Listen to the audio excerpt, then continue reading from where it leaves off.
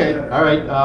Well, I mean, like I say, the first thing I would do is indict them because they were violating the Constitution. They also know as lawyers and judges that you're not supposed to issue a general warrant. I mean, each warrant is supposed to state the name of the person, the probable cause, what you're going for, where you're going for it, and it's supposed to list everybody.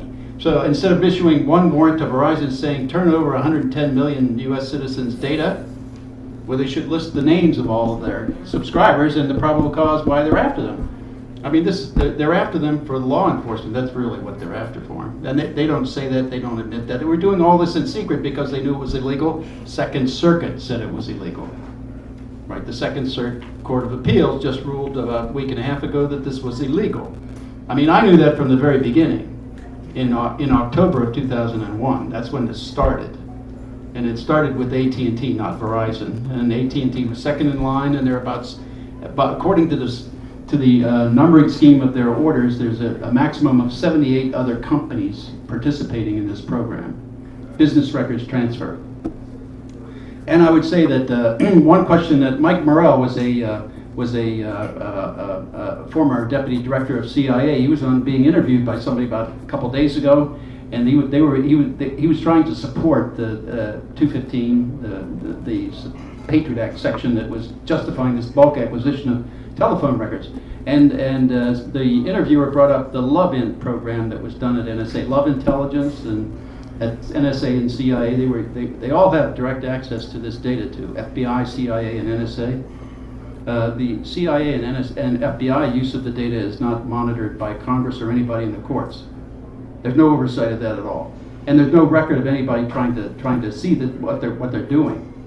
So that's being used primarily to convict people for crimes internally in the U.S. But anyway, he was addressing that. And he said, well, the Love-In program wasn't done under the 215 section program, and the interviewer didn't say anything beyond that. Well, the 215 program is about business records, metadata, not content. Well, he was saying they were doing it under content, but the guy interviewing didn't say, well, if it wasn't under that program, what program was it under? He never asked that question. The reason he didn't want, because it would get into the lies that they're trying to perpetuate, that they're not collecting content on everybody in the United States, and that's been a lie since 2001. They've been doing that all along. That's why they had to build Bluffdale. That's why now they have a plan for the next 5 years, my estimate of when they'll be built.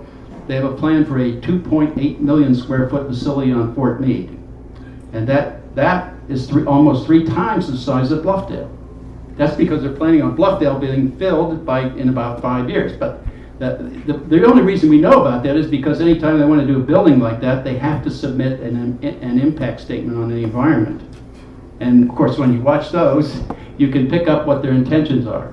So their plan is that Bluffdale would be full in about 5 years, and then they'll have this new facility that will now handle the continuation of the collection of bulk data, content as well as metadata.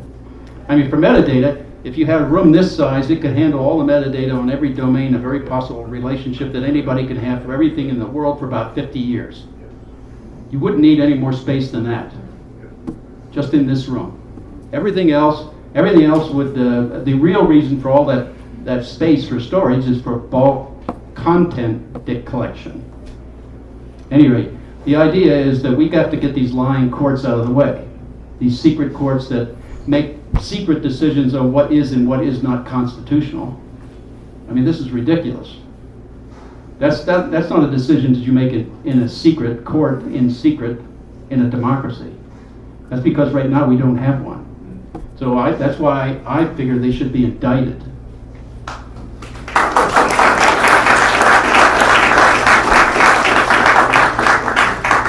All right, I'm going to pass this on down to my right. Okay, go ahead. Absolutely. I don't have much to add to what Bill just said. I agree with him about indicting him. I'm going to make a recommendation for a book before we go any further, Lords of Secrecy by Scott Horton. And he really goes into this a lot. One of the things he points out is judges don't get to be in that position by accident, or they're carefully vetted throughout the process from the very beginning when they're chosen to be a federal judge. They're vetted to be sure that they're going to have the right attitudes on these national security issues. Another book I'd recommend is National Security and Double Government by Michael Glennon, who actually worked for the National Security Council for a number of years. And he argues, and I agree with him, that we have the sort of the Madisonian government that we vote for, and that appears to be the one that's representing us.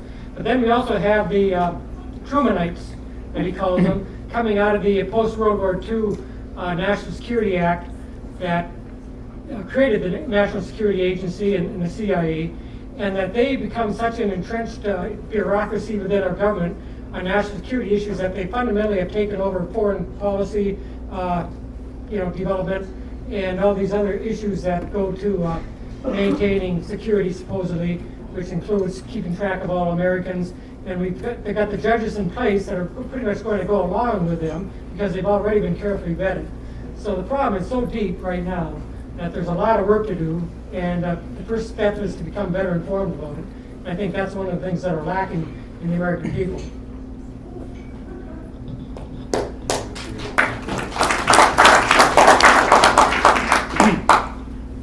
One thing I'd like to add is, as William Binney was saying, a lot of the times when the government wants to get information on us, they go to a handful of large corporations, AT&T, Verizon, your ISPs.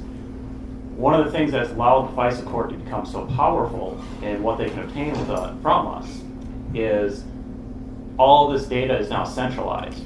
There's a handful of large companies that we all have to do business with. For instance, I would guess that most of you here have cell phones, and you're probably on one of the 4 major carriers. So it's easy for FISA just to say, okay, we want to requisition the records from, say, AT&T, and they've got a large portion of the population. So I think part of the thing we need to do as well is move towards decentralizing the system as much as possible. And that would hopefully help remove some of the power of the FISA courts.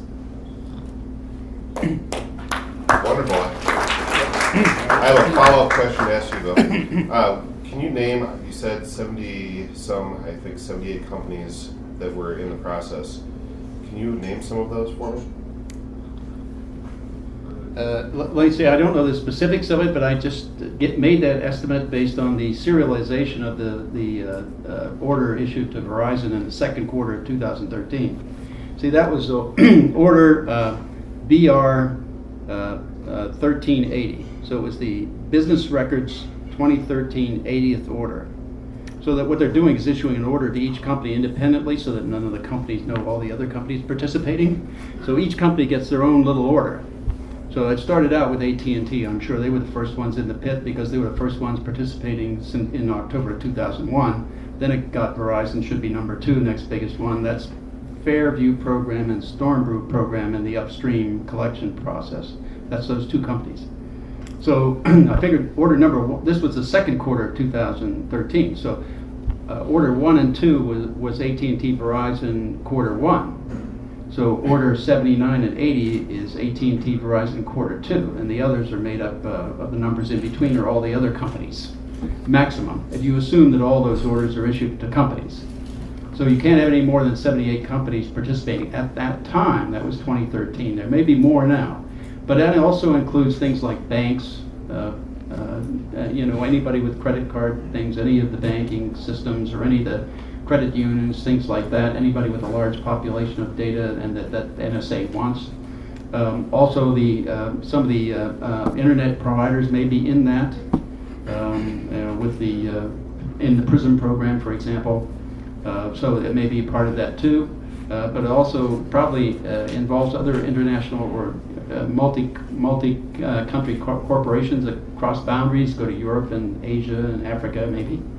So if they have ties in the U.S., we have some claim to legal authority to pull data from them. That's part that's bothering the Germans now because they, and I've been suggesting to them they should indict the companies that are transferring data out of Germany. It's German. The German European law says that the data about a person is owned by the person, not by the third party holding the data. So in other words, if a third party wants to transfer it to somebody else, they have to ask permission from the person to do it. That's their law. So by transferring their data, and the B&D has also been doing this, it came out recently. So that means that they're violating their own laws, their government's violating their own laws, passing their data on their citizens to the U.S., to NSA, to incorporate in their database. And the same is true with companies. Well, if they don't want to indict people like the President of the United States or the Director of NSA, then they certainly have the right to indict the companies that are participating in it and also using and getting money from business in Germany. They can certainly do that. I can't tell you exactly who it is, but it's virtually anybody. It would also include people with travel, like airlines, manifests, things like that they want to collect on people traveling. And I'm not sure of all the things they want, but they certainly want any kind of data on anybody so they can build a basic profile of people. And my view is that's to assemble that information so they can have population control, just like they did in the Soviet Union and East Germany. I mean, even now, the Russians are now mimicking what NSA is doing. Their program is called SOAM. I don't know how to pronounce that in Russian, but they're looking at NSA and saying, gee, now we need to do that because they're doing such a better job of monitoring the population. Let us do that too. So we originally learned that technique from the Stasi and the KGB. Now we picked it up and took it in orders of magnitude further, and now they're looking at what we've done and say, gee, we have to keep up with them, so let's go do that. Now the Russians are picking up from us, so it's circulating. All right, I'm here to challenge. So I'm going to ask down the road here from Todd and Chris if you could name 3 of these companies you think are involved with this, and then I'm going to go ahead and ask Bill if he can name 3 companies that are actually involved with this. Any data company, I guess, that handles data transfers. So, who is that? AT&T, Verizon, Sprint. There you go. That's The right. whole gamut of them are involved. If I were going to try and get information on people, I would start with Comcast as a large ISP. Try and get a couple health insurance companies in there. United, I think is one of the large ones. And I know for a fact AT&T and Verizon have to be in on it. Bill? Okay, well, I could name the companies in PRISM. For example, that's Google and Yahoo and Skype. That's 3, but there's another part of this. You see, there's the front door acquisition of data that they use for PRISM. That is that when NSA comes in and asks them to give them data, what they didn't know, of course, was that their lines between their major data centers was also unilaterally tapped by NSA secretly. So they didn't even know those taps were occurring. That's because NSA didn't want just little bits of data, they wanted everything they had. So that when they transferred data from their data centers one to the other, NSA got it all. So it included foreigners, US citizens, everybody. So that the idea is they're collecting all this data, and the reason I said it was population control because it's all going to be fed into a program called Treasure Map. If you put down NSA Treasure Map as a query in Google, you'll get that and be able to read about it. The objective of Treasure Map is to map the location of every device everywhere in the world, 24 hours a day, every minute of every day, where you are and when you're there. So it's like tracking everybody. Now, I estimate that that's a maximum of 4 billion people because there's only about 4 billion people using phones and emails.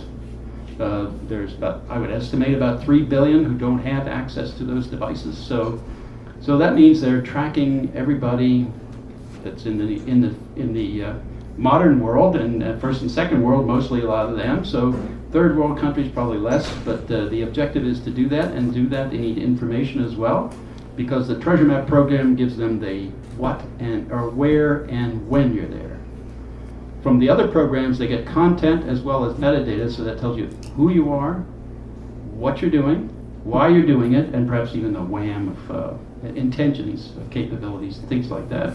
So you get the who, what, why, when, where, wham of everything that you're doing in life. Awesome. That's scary. Here's another question we have. This is, what are the primary differences in your view between the expired Patriot Act surveillance laws and the just passed U.S. Freedom Act, and what, if anything, will change as a result? And we're going to start from the right this time.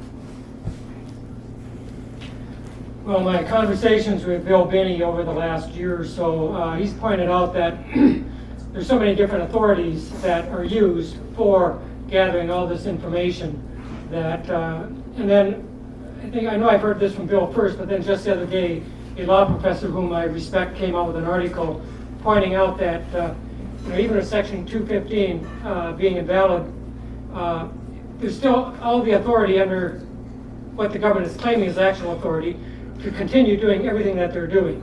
And going back to an executive order issued in 1981, which is also the basis for the government saying that we have authority to assassinate American citizens, and use that as that part of that argument, and pretty much giving totally dictatorial powers to the president acting as commander-in-chief. And so they don't really need, a lot of this legislation I think is more for a facade to present these programs as legal, when in fact they're doing them regardless of whether or not there's legislation, statutes permitting it. So I think that's one of the first things people need to become recognizing here is so much of this is done regardless of legality or illegality.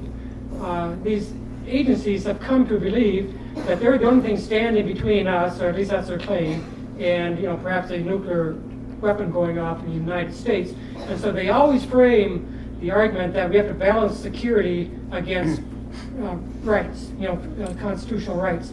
When in fact I say in meaning implying that, and of course security outweighs the Bill of Rights and human rights, civil rights.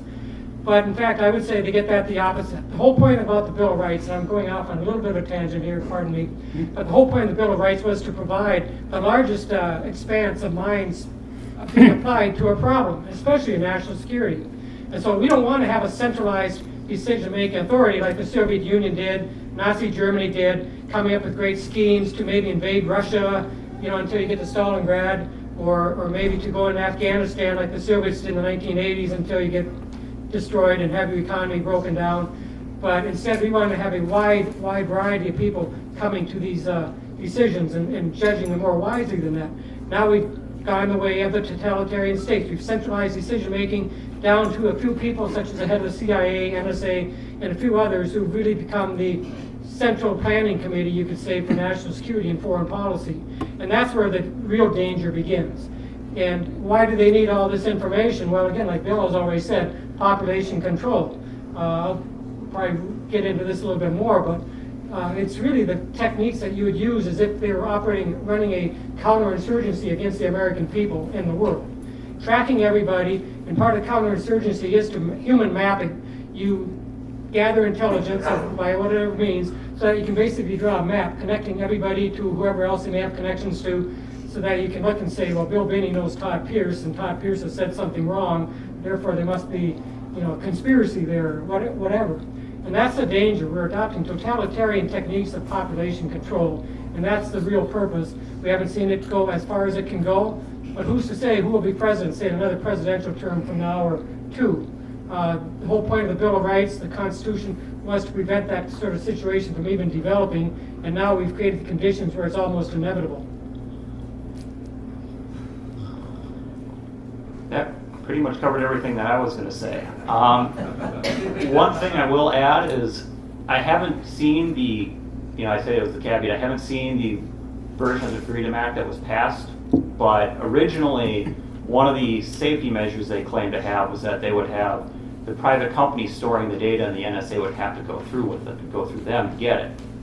I don't know if that's still preserved in there. I believe it is. And if it is, the main change, retroactive immunity and proactive immunity, I think is a moot point. Yeah, but there is something very important to point out about this, is that one of the major changes would be that the private company could now profit more from collecting and selling your data. A lot of, for instance, Sprint, we know for sure, has what's called a law enforcement portal. If you're in a law enforcement agency, you can actually log into their portal, request information on a customer, and it automatically charges the department that made the request. So if these companies are storing your data, the NSA most likely will have access to a similar portal. and they will just be automatically charged when they come pull information, and therefore these large companies now are incentivized to collect and store your data, and they get a nice piece of the profit.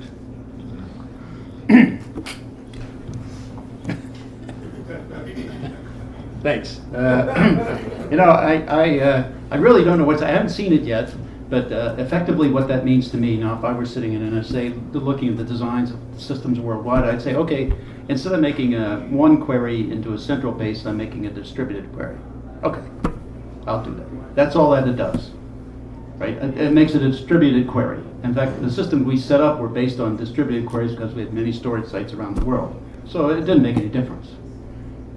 So effectively, there won't be any change until we do a very simple thing.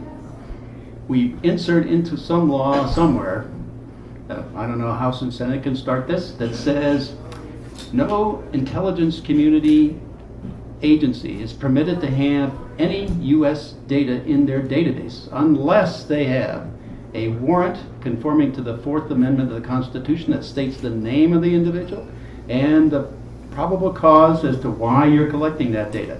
Otherwise, you are required to purge your database of that information. Now, if they did that, it wouldn't matter what source of power they thought they had under Executive Order 12333 or any other order to do it. They would have to purge that database or they're in violation of federal law and they go to jail. And we'd have to put them in jail. You can't just say you're going to do it and not put them in jail. You have to make an example. Otherwise, there's no enforcement behind that law. But that's the way to stop all this crap. I mean, you put a law in that says if you have this data in your base, you're violating the law and you're going to go to jail unless you purge it.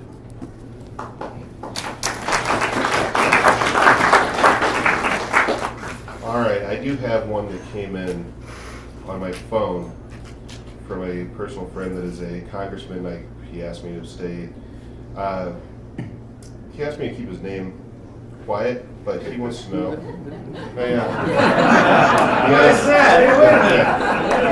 NSA will probably know. He texted me.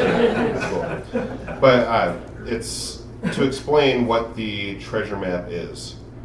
And then I took a couple notes saying what and when, and what are the limits and the timeline on such a thing as the treasure map. I'm going to go from left to right this time. Well, actually, I'm just going to put this towards Bill because he probably knows about it, and then we're going to go over here from there. My understanding is that treasure map is a fairly recent program before 2013, of course, and that they were only capable of doing a few tens of millions of people simultaneously now at that time. So given the rate of progress, you would expect that they should be at several hundred million, maybe a billion by now, and their objective is 4 billion. And it's really a pretty simple thing. It's a matter of indexing data against attributes of devices, which then map to people. And so you can then compile and index all of the GPS from your cell phones or any location from cell towers or positions in the net that you access points. Things like that, you can all index that just to the attributes of the device, which in turn maps to the person. Okay, and if you accumulate that over time, then I can say from this time to this time, map out where this person has been. Right, and in fact, I can look at it and say, okay, this person is in this room at this time. Give me everybody else in this room. So then I draw a little radius of maybe 100, 200 feet and say, give me the location, anybody in this location in this GPS database. Plus, the other aspect of it that I saw anyway was that you can use then the location of everybody, these 4 billion people in the world, to start to make things like face recognition workable. The way you do that is very simply saying, okay, I know you're at this location at this time, here, this time, here, this, and here, this, and here, and how many of those locations do we have video at that time? So then if I pull out, say, 3 locations with video, then I would say within, a couple of feet at this point, that's where you are in all these videos. What face is in common in all those videos at that time? Because if you try to use face recognition, like for example, they try to recognize my face in the city of Minneapolis. How many people live in Minneapolis, right? you know, however many that is, 1 million maybe? 3 million? Okay, if I try to recognize my face out of 3 million, the algorithm will say there's a certain probability of this match being correct. And so it'll come up with maybe 5 to 10,000 matches potentially, with probabilities ranging fairly closely of matching. Well, if I can reduce that down to a few feet, then the reliability of face matching becomes very positive and very reliable. Then I have your face and I put it in as your ID, and that maps then to you and that device. And so then I can use that as facial recognition anywhere in the world. So that's another benefit from doing that kind of thing. I'm sure that's what they're trying to do. Is it? Yeah, that's exactly what I was looking for. Perfect. Here's the next question. We're going to go from right to left here. It's, is Edward Snowden a criminal? Seems very upfront here.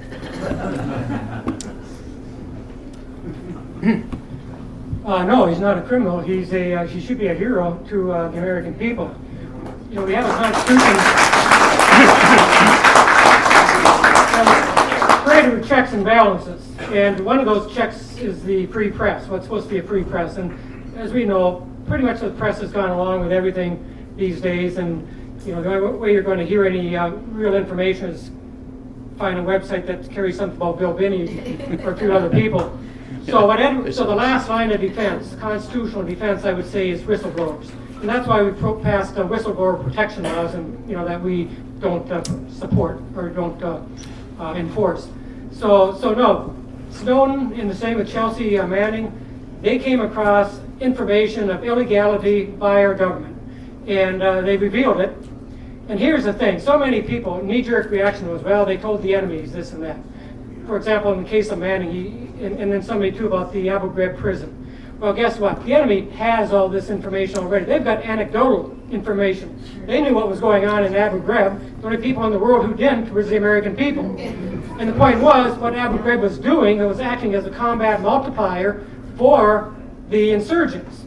It wasn't helping us, it was helping the other side.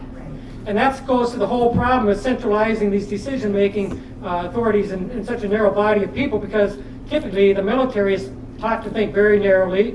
The CIA has picked up on that, and they don't have a very expansive way of thinking. So they can only think, well, charge that hill and take it. You know, they don't think of the consequences afterward. What's on the other side of the hill?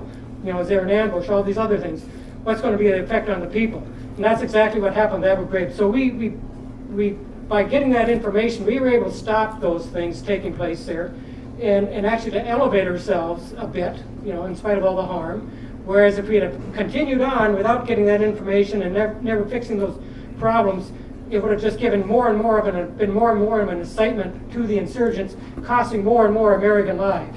So we should be thanking these people for saving American lives and not condemning them like the government likes to do.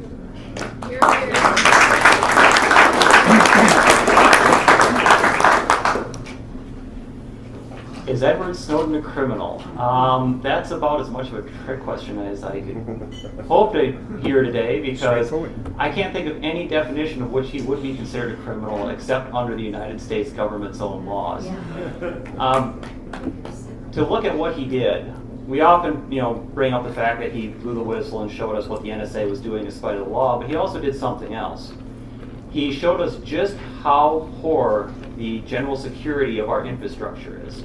So not only did he have a good story on that. Yeah, so not only did he tell us what the government was doing, he protected us from foreign enemies.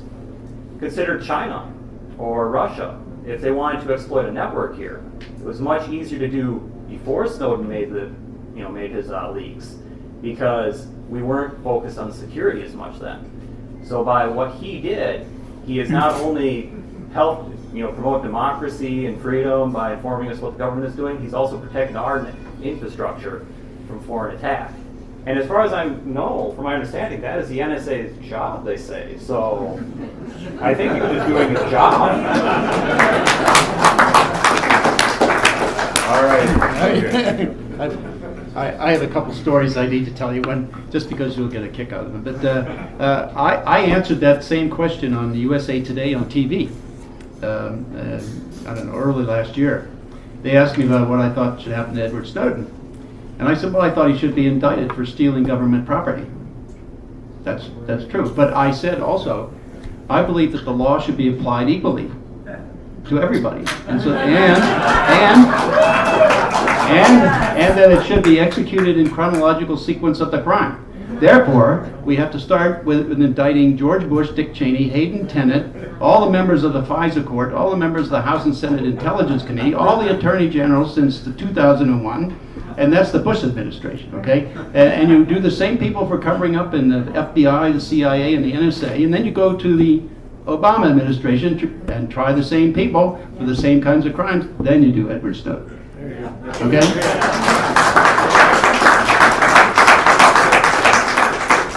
I mean, he did steal material, but all these other people have committed treason.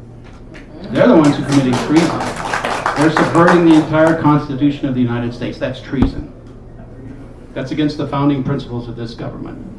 Right. The other story I wanted to tell you, which I thought you'd like, has to do with security and networks. In 1991 and 92, somewhere in there, Dr. John Taggart and I proposed that within NSA we put together a means of monitoring the entire worldwide network of NSA. And everybody on it and what they did as they did, well, we'd be maybe 50 milliseconds behind, but we would be able to recognize who was doing what, where, and when across the entire worldwide network.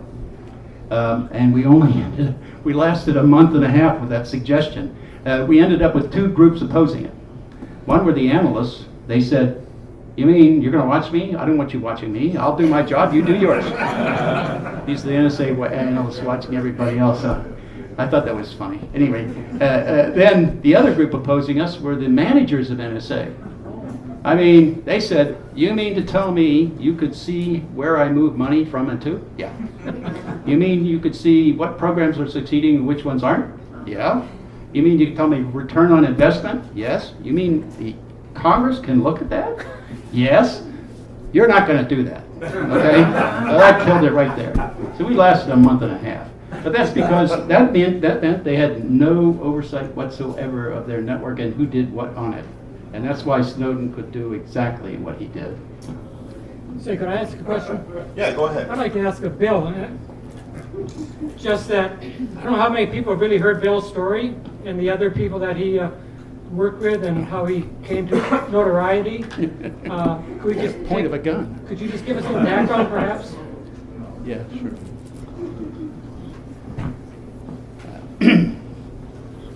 Okay, well, when they started spying on everybody in the United States, that was the biggest crime that I ever encountered in my life, and I was going to oppose that with everything I had. That happened in October of 2001. The second week in October of 2001. Because the programs I'd been developing were dealing with mass data, and we had filters up front so that nobody's data got collected unless they were relevant targets, and we knew it was a focused attack on data to pull out data about people who were doing bad things like terrorists and dope smugglers and things like that. People who were targets, known targets, and with probable cause.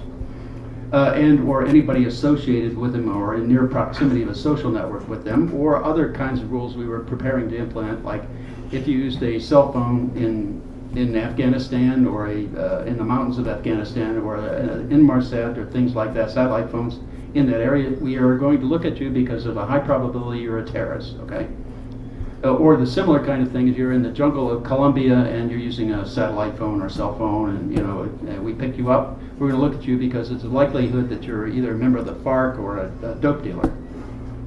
So those were reasons to do, and that I called a professional disciplined approach, using rules and knowledge about the targets to pull out of the massive amounts of data. And what that did was that made content a manageable problem for the analysts. It was even a problem in the 90s because even when they couldn't do this bulk acquisition, they still had too much data. Their analysts were failing because they couldn't get through that data. And so that was the reason we did that design, that focused professional attack on the network to make content a manageable problem so they can succeed in solving problems and being able to find terrorist threats before they occur, so we can actually stop them and succeed, much like Anonymous did in Texas, okay? And that was, but we had to do, what we had to do was be able to look into everything flowing through the network. That meant we had to be able to look at fiber optic rates and see everything in it, and be able to look at least the metadata.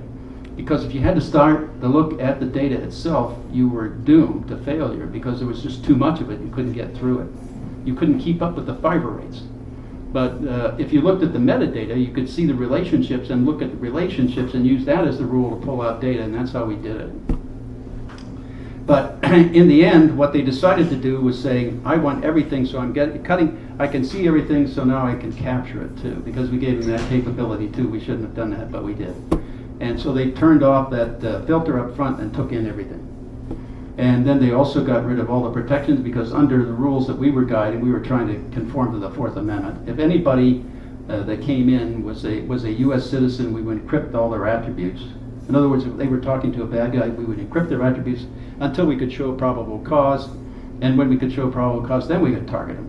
That's according to the Fourth Amendment and according to the FISA law too. So we were trying to conform to all that. Instead, what they did was remove all those protections, not concealing anybody's identity, and so now they were just violating everything. So that started to happen in the second week of October of 2001. And they had to use the programs we put together to do that, because none of the other programs they had anywhere in NSA actually dealt with massive amounts of data like ours did. So I'm kind of semi-responsible for giving them the capability to do what they're doing today. So that's why I'm fighting for it. I have been since 2001, and when that started to come out, first thing I did was go to the House Intelligence Committee, the people I knew there. They're supposed to do the oversight of NSA and stop. They were formed as a committee, so was the Senate, and the FISA court was formed to prevent the intelligence community from spying on U.S. citizens. That came out of the church committee's investigation. And by the way, one of the main people they were spying on in the church committee during that church committee period was Senator Church. I mean, because NSA and the Minaret program was watching them, so was the FBI and the COINTEL and CIA and Chaos. They were watching him to try to figure out what he was planning to do in his investigation.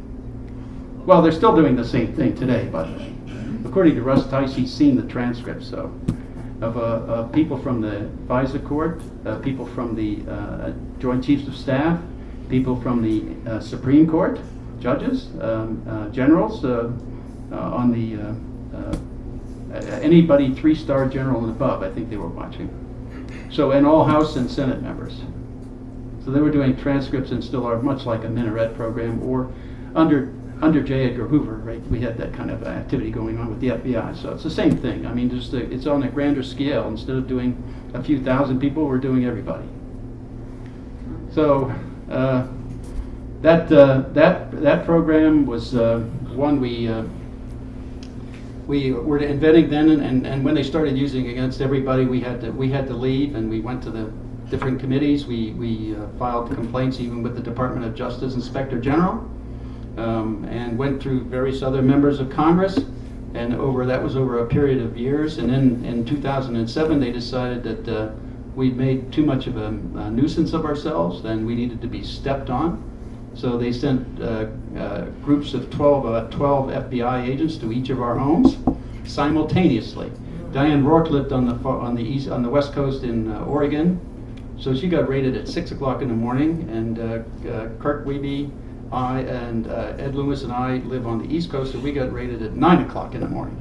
That's so we were simultaneously, nobody could call each other. See, I'm getting raided, you can't alert your friends, okay? So that's the way they did that. So they came busting into my house with guns drawn. So they were pointing guns at my son, pushed him out of the way, and then came upstairs to where my wife was getting dressed. They pointed guns at her, and they came into the bathroom where I was getting out of the shower and pointed a gun at me. So, of course, I didn't understand why they were doing it, but because I'd been cooperating with them for about 3 months, they were asking me all kinds of questions. I was telling them everything I knew about who was involved in Thin Thread, because they were looking at the New York Times. The principal was looking at the New York Times expose of the warrantless wiretapping program in 16 December of 2005, I believe that was. That was Jim Risen, whom I know now too, and Eric Lichtblau, whom I also know. So they did their Pulitzer Prize winning article, I think it was. So And they used that as a basis to rate us. But it was really the DODIG complaint that they were doing retribution against us. They also were afraid that we would go to the Senate Judiciary Committee, where Attorney General Gonzalez had just testified and not told the whole truth about the spying programs. They were afraid we were going to do that, because we go to them and tell them, because we had a record, kind of a consistent record of going to committees and congressional people and telling them the truth, and they didn't want that out. So they wanted to threaten us with the FBI and guns and stuff like that. Well, it did me anyway. And I guess the point was that I started getting mad at them when they were there. Okay, because I knew why they were there. I mean, it wasn't too hard to figure out. These people were transparent. Okay, the only one who was cleared for all these programs was the special agent in charge. Paul Marek was his name, and he was the only one who was cleared for the Stellar Wind program, which I called. I did my test when I first started meeting people. I enjoy this. They called me in to talk to me about this people who knew about this program, and I said, this was my test of them. That's, were they cleared or not for this program? It was a test that I had to have. I had to know that they were cleared. They said they were, but that didn't mean anything. Okay. So when they said, do you know anybody who knows about this program and all that stuff, and then I said, oh, you mean cosmic fart? And I waited for the reaction. Right? It took about 3 seconds or 4 seconds for this FBI agent to react. Well, then I knew he was cleared, okay, because the Stellar Wind program I referred to as cosmic fart. But he understood that. So that was my test of him, okay. So, but I mean, I had been cooperating for 3 months with them before this started, and then after the raid, when they were there, I said, so you guys were sent here by somebody outside the FBI. And by the physical reaction of all the agents, except of course the guy in charge, I could tell that I hit it right on the head. Because it's like you watch people and see their reactions. It's like you caught the kids with their hand in a cookie jar, right? That's the kind of reaction you got from them. So I knew I hit it right on the head. And then they started telling me things like, questioning me, saying, tell me something that will implicate someone in a crime. Okay, so that means I'm supposed to determine what the crime was, right? You shouldn't be here, is what you Yeah, that's right. Yeah, exactly. Well, I got back at them. Okay, let me finish this stuff. So after they said that, I said, well, I didn't really know anybody or anything that would implicate anybody in a crime. They said, I think you're lying. Well, that was the wrong thing to say to me. Okay. When they said to that, okay, I know what the crime is. George Bush, Dick Cheney, Hayden Tenet went through this conspiracy to subvert the entire Constitution. Here's how they did it. I went to the Stellar Wind program and what it did, what information they were taking in from what companies, and how they operated and manipulated and displayed it. And all the other agents in this that were sitting around there listening weren't cleared for this program. Okay, so they weren't cleared. I knew this. See, I'm causing him a problem. All this guy could do who was cleared is look at the floor while I was doing this. Okay, that's the only thing he could do. I'm reporting a crime to him, okay? They're under obligation to research and investigate that crime. But they were here to cover it up. That was the point that they were doing. So that's how I was telling the other agents what was happening and why they were there. Well, of course, the head agent can't let them disperse. I mean, if they go away and start talking about that, hey, what I heard today, he can't have them doing that. So he had to have a huddle outside with the cars. They couldn't go. He had to pull them all together and say, now you guys can't talk about anything you just heard. I know what he said. That's what he had to say. And then he said, you have to come see me tomorrow morning because you have to get cleared for a program. Once you're cleared for the program, you can't talk about it. So I informed them of what the program was, and they weren't cleared, so now they have to be cleared. So now they can't talk about it. So that was the problem I created for them. And from there, after the raid, they, over the period of a couple of years, through 2009, about 2.5 to almost 3 years, they 3 times attempted to indict us, all of us, the ones who were raided, on false charges. Well, each time I was catching them with I had exculpatory data, and each time they thought they had it, right? But we had friends and we shared things, so they have it too. So that when they took it and left with it, we asked for it back, and we got it back from our friends. So that's the best thing about sharing. You can never, it's like backup, or it's a backup system for your data. So then then they did that, and then the final time was in 2009, late 2009. They tried to indict us on a conspiracy charge. They said we met at the Turk Valley Club. Now, what we were doing there was trying to formulate or put together a group of a corporation to attack Medicare, Medicaid fraud. You know, they actually give 30% finder's fee on anything you save the government. And since they have a $60 billion loss every year, we thought we could make up to $20 billion a year. Save the government money and save us money, right? So, you know, the potential was there. Anyway, and we had good ideas on how to do that. Not the stuff that they were doing, duplicate billing. Now, we were actually going to pick out fraud. So, when they said that, they were going to charge, our lawyer told us they were going to charge us on that and indict us and get the conspiracy charge on us, why we started wondering how can they do that? I mean, they've got all this data about us. They knew what we were doing there. This is a false charge, of course. They were trumping up and fabricating evidence to put us in jail. That's what they did to Tom Drake. That's what they did to us. So, but I had the data because I got it back from the friends. We had other people there who weren't involved in NSA at all. We were going to draw them into this program too, and of course we shared everything with them. So that when the NSA or what the FBI took all the data away from us, thinking we didn't have any exculpatory data, we called them up, say, give us back the data, will you? And then we got it back. So then there was all the evidence of malicious prosecution. Okay, so I said, how can I get this information across to the DOJ lawyers that I'm going to charge them with this when we go to court under their indictment? Well, I thought for a minute. I said, okay, Tom Drake's phone is tapped, I know, by the FBI. So I'm going to call Tom. I'm going to read across to him all the evidence I've accumulated on malicious prosecution of the DOJ lawyers. And so I did that, and I said, Tom, at the end of it, I said, Tom, tell your lawyer that we intend to indict them for malicious prosecution when they take us to court with this charge of conspiracy. And I said, and then I just hung up.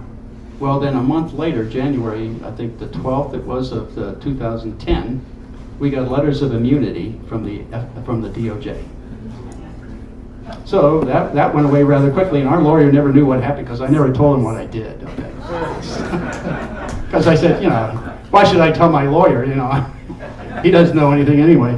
So anyhow, that was how he got rid of it, and from then on in 2011, I just thought, well, gee, with all this, that was really the final thing for me. I mean, here's my own government, Department of Justice, trying to fabricate and frame us as a group. I also tried to frame Tom Drake.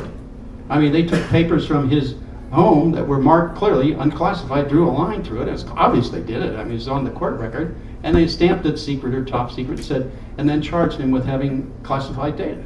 Well, that's a felony. That's fabricating evidence to convict people. That's a felony. Why aren't these people in jail? When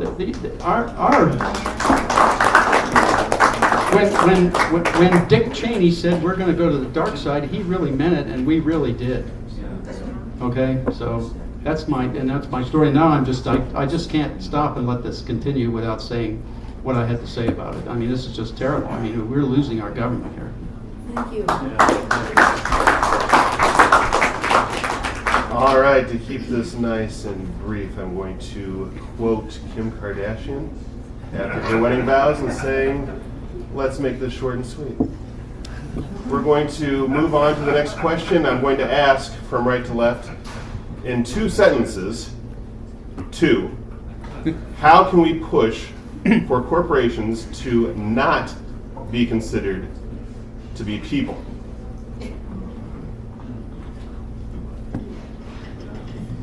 Well, I can't really answer that in 2 sentences, and hadn't given much thought. So I mean, it always comes from the bottom up. They're not going to. It serves too many corporations' interests the way it is now. It's determined by the Supreme Court. It's only going to change when people really get genuinely involved and not just think that these problems are coming from President Obama because he's a Democrat or President Bush because he's a Republican, but begin realizing that the system of government, not the system of government, but the way it's being enacted these days is the problem, and we need to correct it, and it's only going to be done with the exercise of democracy to the utmost, and get serious about it, and gather information, and realize that how many people benefit off this. I'm gone beyond my 2 cents. But one final thing, and nobody's mentioned the military-industrial complex. The Washington Post once in a while does a informative article. Most of the time it just covers up this stuff.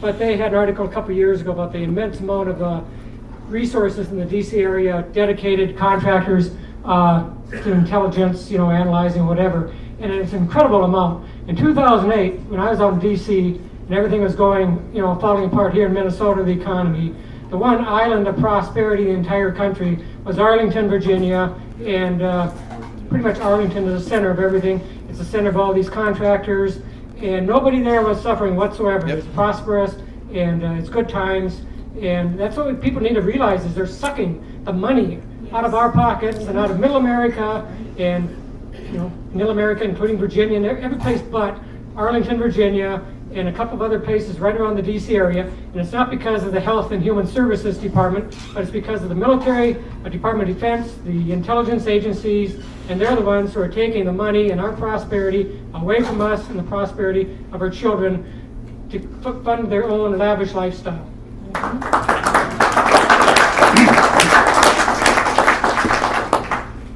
I'll try to keep this in 2 sentences. So, do the corporations control the government, or does the government control the corporations? Yes. They feed off of one another. Their power base is based off of one another, and the only way I foresee getting rid of treating corporations as a people is you have to get rid of both. 2 sentences, right? Yeah, you got it, buddy. Okay, 2 sentences. Todd is right. I agree with him. I'm going to turn this over to Heather, who I know very little about except that she ran for office, it has brown hair, and it long legs. So let's go to her, bring her up here, and we're going to go to the next portion of this. Yeah, go ahead and give her a round of applause. She's a great girl. She's very smart.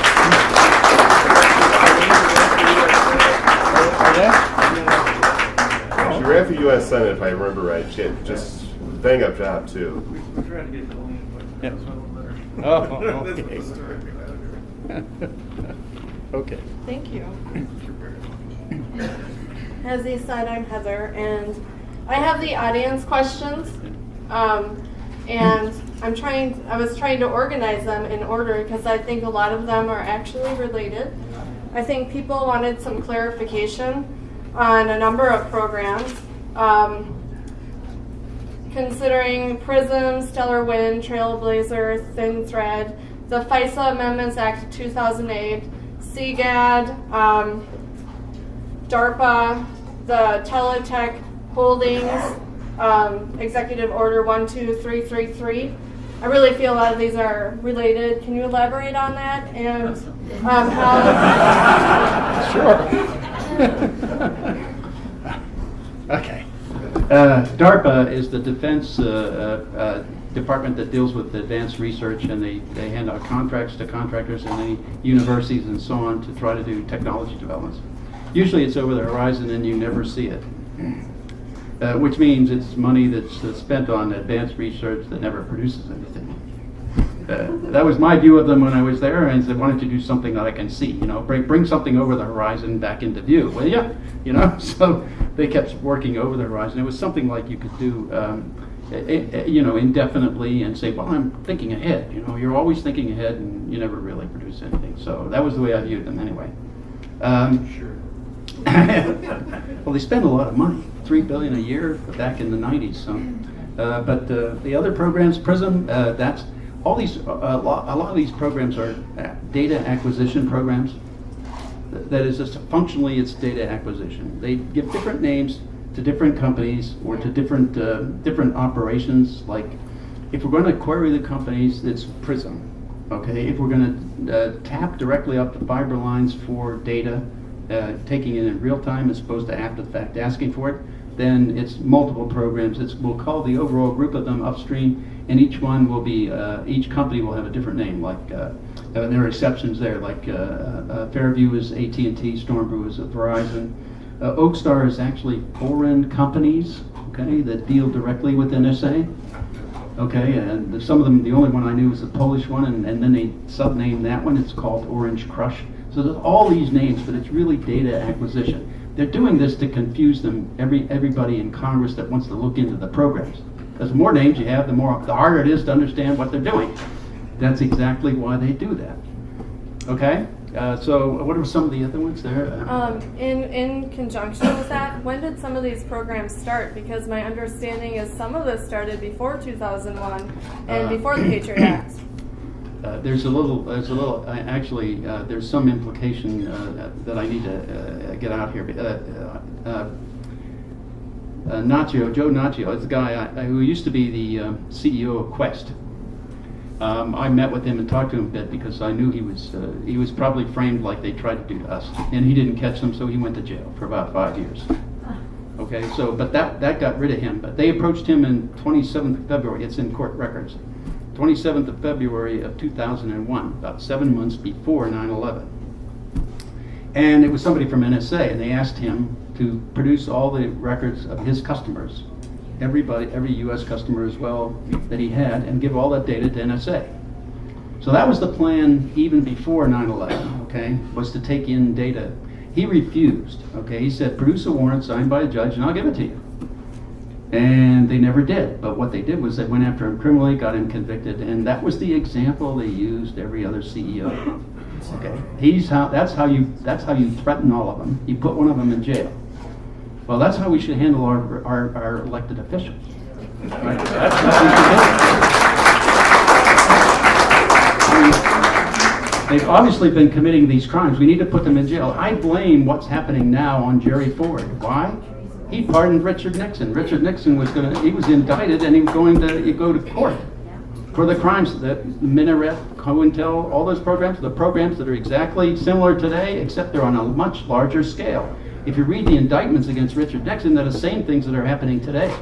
But we haven't indicted anybody. We haven't impeached anybody. We should have impeached them all and indicted them. So, this is how the government dealing with people. This is a totalitarian state you're talking about here. This is like the Gestapo or the SS or Stasi. This is not democracy. Some of the other ones? Somebody wanted to elaborate on the privacy compacts of the TPP, TTLP, and the TLSA, so-called trade agreements. I really don't think I'm competent to answer that one. I can't really, maybe somebody else can? Touch very briefly on some of it, but not much. Okay. So the main thing a lot of these trade agreements are covering that I've seen has been intellectual property law, namely trying to get copyrights, held in this country to be enforced in foreign countries.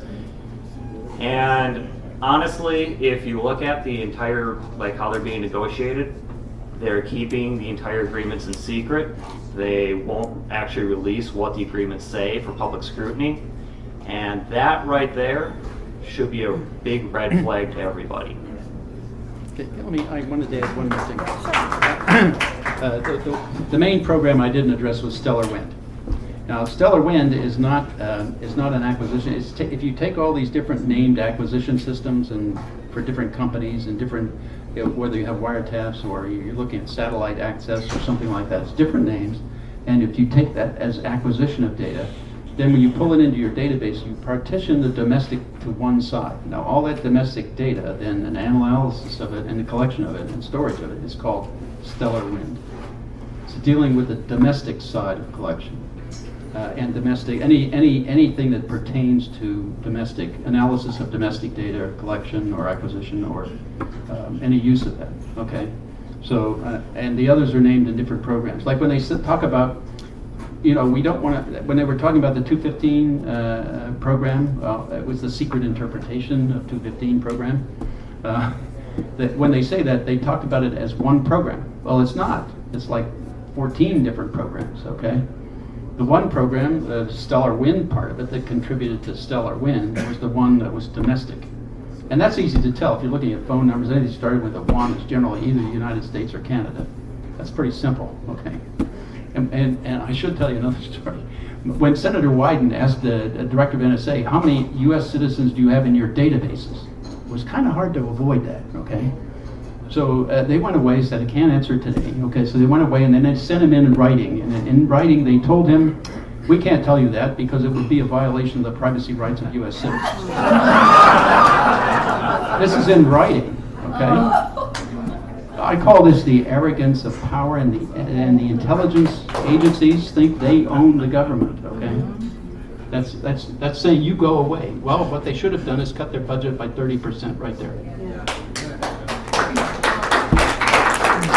How about with James Clapper? I know him personally, by the way.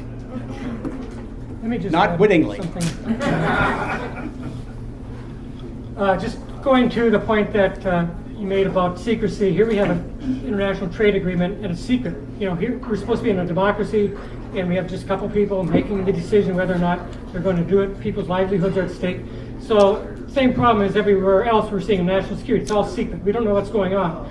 Here's somebody who used to work for the CIA sent an email around to two people the other day asking, has anybody ever heard of the NSAC? And everybody said no.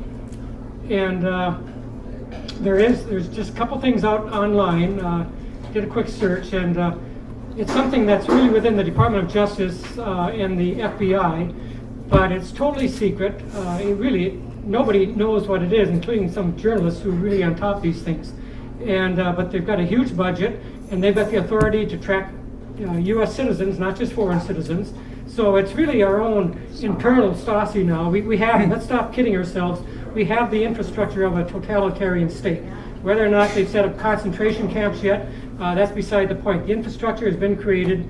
And one final point, a recent law review article coming from George Mason University, where old NSA directors go to teach and live off their retirement and carry other influence, came up with the proposal the other day that it's time to stop, or it's time to start putting into military detention fifth columnists, like law professors who have disagreed with the government.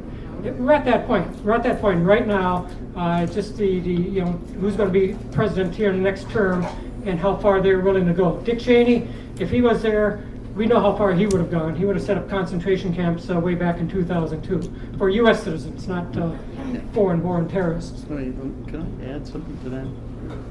Sure. You can have another Thanks. question. I had something to add to what Todd was saying, and I was in Chicago when I was on the radio. I can't remember which radio it was. I've been on so many since I came up this way.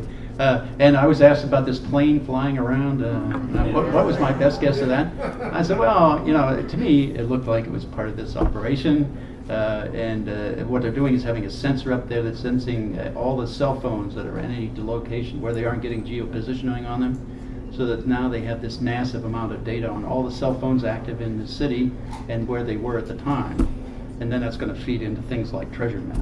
Okay, and it's done by the FBI. I mean, we've only talked about NSA programs, but the FBI and CIA have similar kinds of programs, and they do this kind of data acquisition too. And none of that's been talked about because they do it without oversight. You spoke about oversight and elaborated on some of these programs. What I want to know, and I'm sure a lot of people here would like to know, can you elaborate more on how some of these committees, the FISA court was actually established without actually any type of election? I think a lot of laws are passed, but then the implementation and policies and procedures surrounding them are left up in the air. So can you elaborate on that and how the people can actually counter that? Anybody on panel? Well, let me take that one on. Actually, the Intelligence Committees, House and Senate, and the FISA Court were a result of the Church Committee investigation in the mid-'70s, and also the FISA law in 1978. And those were created because of what they found out about what NSA was doing with the Minaret program, spying on U.S. citizens without a warrant, and what the FBI was doing in COINTELPRO, following people and doing the similar things against people, actually trying to get people like Martin Luther King to commit suicide and things like that.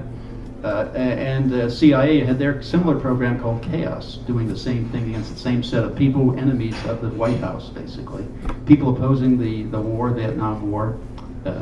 And I'm sure they were all included, anybody in any way connected with opposing that war and trying to expose some of the lies and parts that got us into it, got all our people killed. And All Sheila Wellstar. Yeah. Yeah, I mean, we lost so many people that got maimed and killed over there, and we killed so many people in names. And it's all based on a lie, just like Iraq, based on a lie. So I mean, we were talking about it earlier. Even CIA people knew that when they said that Cheney was saying there was a meeting between Atta and some other people in Iraq, that was a lie. People knew that was a lie, and they didn't tell anybody. So they let the lies continue, and they let them build up the lies to justify the war. And that's the same thing happened in Vietnam. So, I mean, we haven't had. And by the way. The same thing's happening here with the war on terror, supposed war on terror. There's no war. Congress never declared war. I mean, Congress is the only body that can declare war. The president can't. And so, but they're calling it a war, and they always try to justify it as war. That's how you justified his statements in secret writing, right? In secret, saying that this, under Article 2 powers of war, the president can do all this stuff. Well, there's no war. Where's the war? There's no declaration of war. So he has no power under that. That's why later on he tried to get Congress to agree and give retroactive immunity to all the telecoms and things like that for all the crimes they were committing. Okay? And also they should have tried, they didn't give retroactive immunity to all the government employees who were committing these crimes too. They didn't do that. But I wanted to add one thing about Edward Snowden. None of the whistleblower laws apply to him because he's a contractor. Whistleblower laws only apply to government employees. So I just wanted to add. Sure. Did anyone else have a comment on committees or how this works? So, for quite some time now, our government has been working under the premise of the phrase, it's better to ask forgiveness than for permission. And it's taken it to an absolutely absurd level. Every time the government gets caught doing something nasty, the reaction is a new committee, an oversight committee is created. And then that oversight committee either doesn't do any oversight or it itself gets caught doing something nasty, leading to another oversight committee. The only solution I see to this problem is through term limits. Now, I'm not thinking limiting the number of terms somebody has, but mandating 2 terms. And with apologies to anybody who's in office in here, you have to understand these are drastic times. But I believe that all elected officials in the federal level should have a mandatory 2 terms. 1 in office, 1 in prison.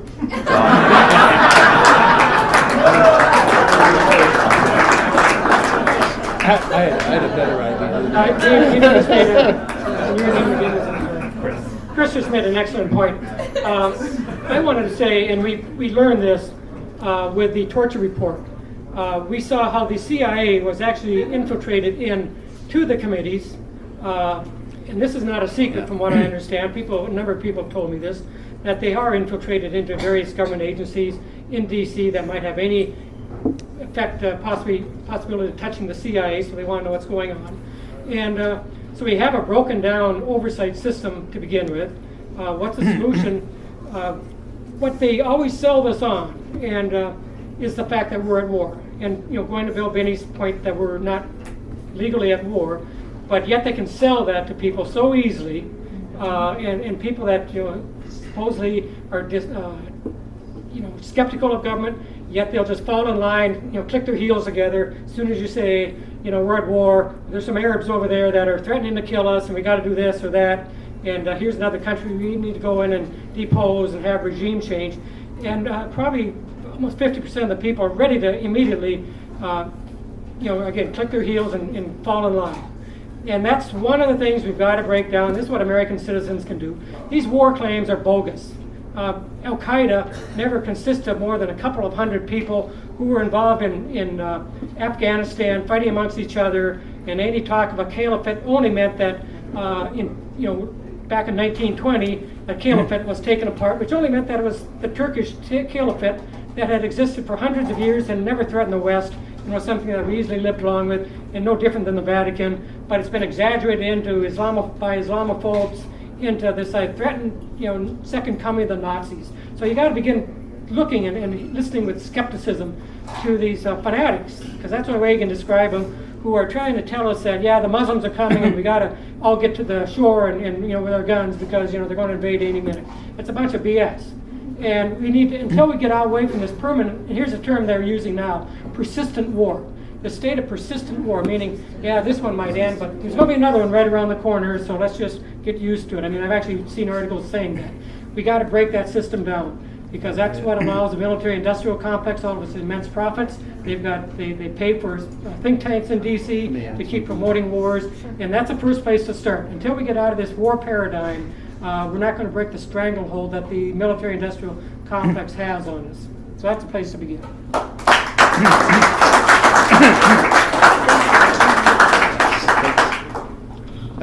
I wanted to add about the FISA court.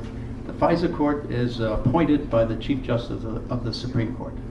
It doesn't go through any Senate review, as far as I know. And they should, right? There should be a process there for validating that position. They do that for other federal judges. Why not the FISA court? They are selected from federal judges who are in different courts. They call them, I mean, every time they talk about them, they talk about judges, Article 3 judges. But what they're sitting on is a court that's an Article 2 court. It's not an Article 3 court. There's no, Article 3 courts require opposing positions and arguments going back and forth, and the judge adjudicates with using the law and the Constitution between the arguments. That's an Article 3 court.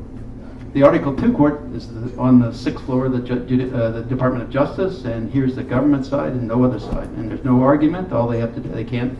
Even Judge Reggie Walton said when he left the court after Snowden's exposure of the general warrant, came out and said, well, we don't have any real way of really following and verifying what the NSA or any intelligence community agencies tell us.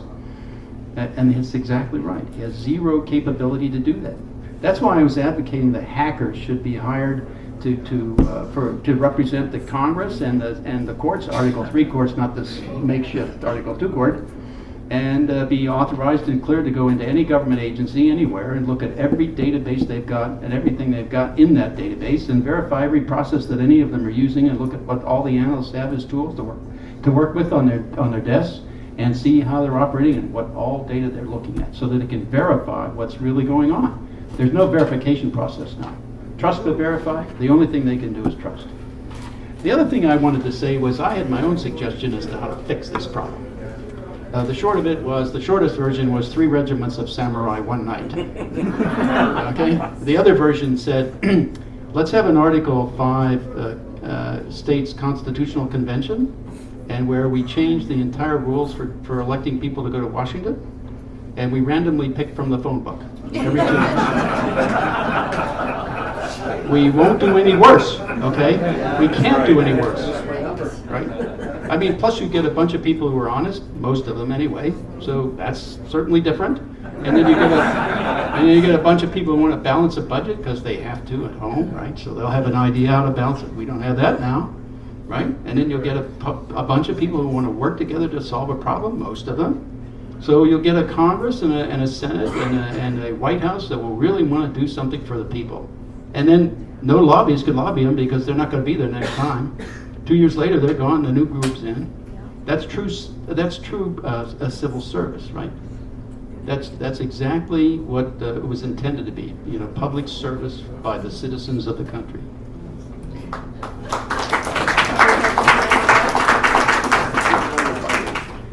There was a couple more questions, just totally, possibly different.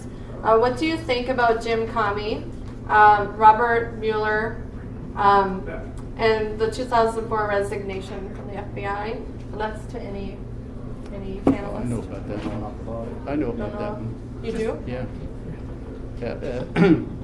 This is referring to the hospital visit to Ashcroft while he's in the hospital. That was done because of the Stellar Wind program. And that's because they were collecting not just metadata, but content, and they were afraid that the aspect of email content was going to be a basis for indicting Ashcroft as the first sitting or standing, however you want to look at it. At that time, he was laying down in the hospital, Attorney General to be indicted. So that's what that was all about. I believe that they all should still be indicted for what they've done. Because it didn't change the fact that they were violating the 4th Amendment or the 1st, 4th, 5th, and 6th Amendments in secret. And Mueller said that in his interview with Bart Gellman in March of 2011 when he thought he was going to be out of the FBI directorship. And when he talked to Bart, he said, we've been using the program Stellar Wind since 2001. So it tells you he's been looking into all the personal email and phone calls of everybody in the United States and had access to the rest of the world too. So that was that one. And then we have a question about the Dodd-Frank Act. It requires banks to collect, storage, and transmit data to the Federal Reserve. Does the Federal Reserve share data with the NSA? Yeah. Okay. In fact, the banks do. They're part of they're part of the 78. People wanted that clarified. I just had another question about, we have a lot of people asking questions, but I don't think a lot of people know how to even get involved. Where does that start? How did you was in the government, you worked in the government. How did you get involved? How do other people get involved? Well, I can well, I got involved directly when they started to try to indict me. That was pretty straightforward. So it was clear for me I had to fight this. I mean, when they did that, that was war. Okay, as far as I was concerned, that was war. They were declaring war on me with no foundation whatsoever. So I thought I should reciprocate. So I'm out here telling you, I'm exposing their underwear and making sure they know that everybody knows what they're really doing in spite of what they're saying, because they use a lot of sophistic techniques to confuse and to delude people into thinking something other than what they're really doing. It's like, don't pay any attention to the man behind the curtain from this Wizard of Oz, right? So that's really what they're doing. They're doing this all behind the curtain in secret. So I'm getting involved directly with the people in Congress, talking to staffers as well as members of Congress. I was supposed to have a meeting with Rand Paul a few months ago, but we couldn't get our schedule worked out. So hopefully we'll do it again sometime. And in the meantime, I've been talking to people like Judge Napolitano and trying to educate the judge in terms of what this really means technically, so that the NSA and CIA and all these people can't come down there and bamboozle them and trick them into thinking they're really doing something right when they're really setting them up, So, and he's in turn talking to other judges like his friend Scalia, Judge Scalia. So I'm trying to get knowledge into the judicial so that they can, in fact, recognize when they're being bamboozled. They can't do that now. I mean, NSA goes before the FISA court judge and says, this happened, this happened, this happened. How can he challenge that? He can't do that. They can't challenge any basic information that NSA throws at them. And yet they know they've had a long-term problem, because even back in August of 2002, the FISA court, I don't know how they did it, but they found out that they were misled by the FBI, lied to by the FBI, to get at least 75 warrants.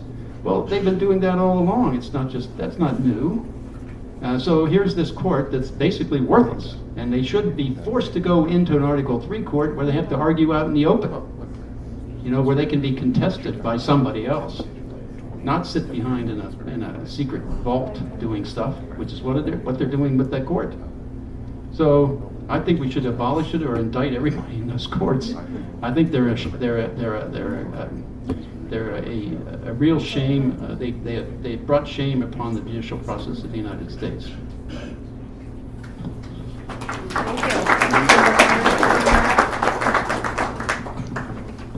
So the question is how to get involved? Yeah. So just quickly on myself, nothing exceptional about myself. I wasn't even, to my credit, I was not a lawyer until my 40s. Before that, I'd been on active duty for a while as an Army reservist, as a computer technician, worked in construction before that, went to law school in my 40s and got commissioned as a JAG attorney. I ended up retiring as a regular Army officer, but becoming a JAG attorney, just about the time the Kosovo War was starting, I started reading antiwar.com, and that'd be one of the things I'd suggest, like Bill just said, you need to inform people, and to have informed people, you have to have information. Antiwar.com was one of the best sites I found way back then, and still continues today, bringing very good news on what is actually taking place. Consortium News is another one. I get published on them once in a while, on both of them. The Ron Paul Institute. I'm not a libertarian, been a Republican, been a Democrat. I've shed all that partisanship, because that's not the problem. The problem is the partisanship, because it covers up the fact that the government is out of control. It's not the parties. So we need to realize that it's the government, not the parties, that we need to be pointing fingers at. So anyway, when 9/11 come along, I was on active duty as a JAG attorney out of Fort Snelling, And it was really apparent that, no, we were going to go way overboard on this. And so anyway, I just kept tracking things. We picked up all the people, and immediately it was apparent that the Bush administration, and I might have even called myself Republican yet, or at least leaned that way at that time, after the Bush administration, never again. But it was clear that they had an entirely different agenda. We started getting hints of the legal opinions being written, and the whole idea of the unitary executive theory, which is plain, just another word for dictatorship. Make no mistake about it. It's dictatorship. We have Republican Federalist Society, which I once belonged to, lawyers who have proposed that we need to be reading the works of Carl Schmitt, the Nazi legal jurist, for this state of emergency that we're in. In other words, we need to adopt the practices of the fascists for today, which I hope is readily apparent is totally fallacious and sinister. So I saw what was coming out of the Bush administration. They picked up all these people in Afghanistan. Rumsfeld saying they're the worst of the worst. They had almost 900 people at one time, and having been paying attention to what goes on, low intensity conflict for a number of years, I knew better than what they were saying about this. So anyway, I hung on as a JAG attorney, and when the chance came, I volunteered to go and be a defense attorney in the military commissions. And there I really had my eyes opened on both the incompetence of the CIA, who really runs Guantanamo, the incompetence of the military, the covering up of their own incompetence, and on and on and on. But in the course of that, I had to do a lot of research on what the United States is now going back to claiming is our domestic common law war. And that's a civil war case between the one time during our history, the entire northern states, not the South, but the northern states were under martial law. And anybody saying even something embarrassing about the Army was put under military arrest and put in front of military commissions. Or somebody shouting out that Lincoln's an incompetent would get you in front of a military commission. That's how bad it was. The Supreme Court got rid of that precedent immediately after the Civil War, and nobody brought it up again until Dick Cheney and John Yoo and David Addington decided, hey, this worked good. It worked once during the Civil War. We can impose this system of repression on the United States again using this as precedent. And that's still what the United States is arguing in Guantanamo. This is our domestic common law war. Well, you got to put all these things together in a mosaic to really see where it's going. So then at the same time, we have the 2012 National Defense Authorization Act providing that people who are suspected of terrorism can be put in will be put in military detention pending disposition under the law of war. So you ask, which law of war? Well, it's our domestic common law of war. So right back in the Civil War, repression that is liable to be pulled up anytime, just depending upon how much they think they can get by with. And immediately then, you have people, dissidents, who are being put into military detention on the grounds that they're suspected of aiding the terrorists, not even being terrorists, and we're in a system of police state. And that's all been created now, and it's just a matter of when is the other shoe going to drop. So the question is, what can you do? When you're going up against a giant monster like the NSA and state surveillance, the thing you have to keep in mind, the thing you have to keep in mind is that the reason these programs are so effective is because we've made it so cheap to actually implement them. What I mean by this is we're all carrying around cell phones. Those cell phones are connected to a handful of large carriers. Those cell phones also don't do anything to protect our communications. Our text messages, our phone calls, they all go to clear text that AT&T, Verizon, Sprint can see, intercept, and give to the NSA. What you need to do if you want to try and stop or slow down the system is you need to raise the cost of doing it.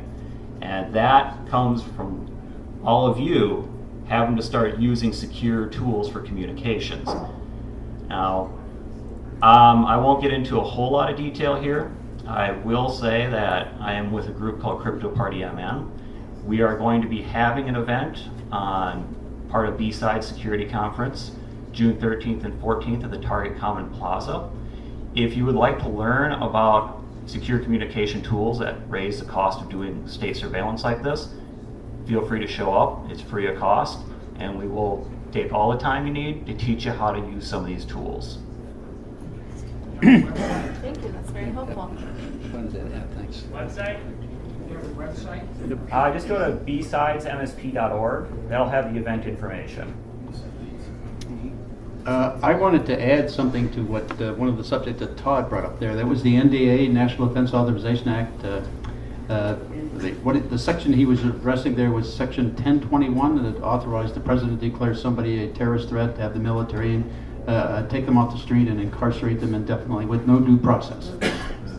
That is Special Order 48. It says almost exactly the same. Special Order 48 was issued by the Nazis in 1933 after the Reichstag fire, and that's how they got rid of all of their opponents, the communists and everybody else, off to the gulag or off to the concentration camps. Right? That's exact. It says exactly the same thing. All you have to do is Google it and read it on the web. Thank you very much. I am going to turn this over to Tony Stiles again. Maybe.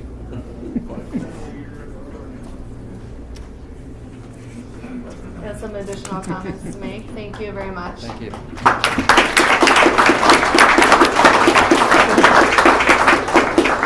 All right, everybody, I hope we've had a good time here, and that's, by that I mean informative and great. And in my experience of being in radio, I usually come up with a good anecdote at this point, but I'm not going to because I'm not on radio. So I'm just going to hand it over to my friend Nick over here. And give him a good round of applause. This guy has done a great job. Agree with everything we're doing.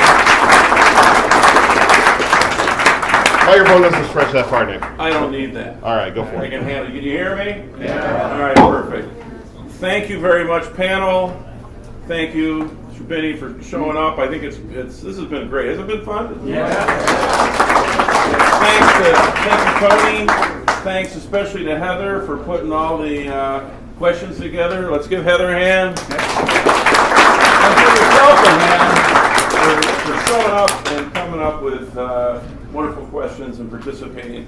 I always like to give the last word, but I can't because David Arvidsson is going to come in and he's going to get the last word. This is it. Before you give the last word, can I say one last thing I wanted to add? Yeah. How long is it going to take? 1 minute. What can you do? I was very disappointed when I went to a Tea Party meeting when I came back from D.C. 2 years ago, and one of the first things said was some young woman got up and said, turn off the TV and take your kids out to movies. Go take them and see Zero Dark 30, which was the documentary, you could say, of the CIA torturing human beings. So the one thing you can do is right off the bat is begin calling your Congress members, anybody else who's in power, and demand accountability for the recognized war crimes committed by the CIA and anyone else involved in the torture, and put aside any biases you might have that, well, they're terrorists, they deserved it, because that's totally false. And to realize that we have CIA people who we have evidence now have committed war crimes, and if there is not accountability for that, there'll never be any other kind of accountability. So that's a place to begin right now, demand accountability for the war crimes committed by our U.S. government. All right. David Arvidsson. Oh, gee, Wait, not yet. I just had one thing to add to what Todd was talking about there. In the case against John Kiriakou, if you don't know John, he was ex-CIA. He exposed one of the names of the torturer. The CIA went after him, and he spent 32 months in jail. So he was going to expose the torture, and that they gave retroactive immunity to all the people who did the torture. What kind of country is that? All right, very good. Now, are we ready? We're ready. If not for David, we wouldn't be here tonight. Thank you, David. I don't know if that's true. I just wanted to say, if you are not currently in some sort of a liberty group, I would encourage all of you to join one. There are plenty around. Liberty-leaning groups are a wonderful place to explore ideas, concepts, and brainstorm outcomes.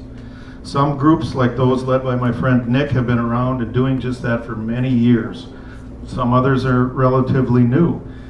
Doesn't matter. A group can help in getting you comfortable thinking a concept all the way through. Then you can share your thoughts with friends, families, whomever you are comfortable with. It is how liberty will grow. Liberty people want you to make your own decisions. We all fail, we all succeed, but as a group we can stand more firmly for that ingrained human need, want, and desire. we all have to be masters of one's own self. After all, who cares more about the decisions that you make than you do? Liberty ideas won't always win, and the arguments we present won't always be popular. But when we lose as a group, we can seek to be compensated more thoroughly. Liberty people have been called everything from potheads and isolationists to anarchists and fools. I call Liberty people my friends. Thank you, everybody, for being here this evening.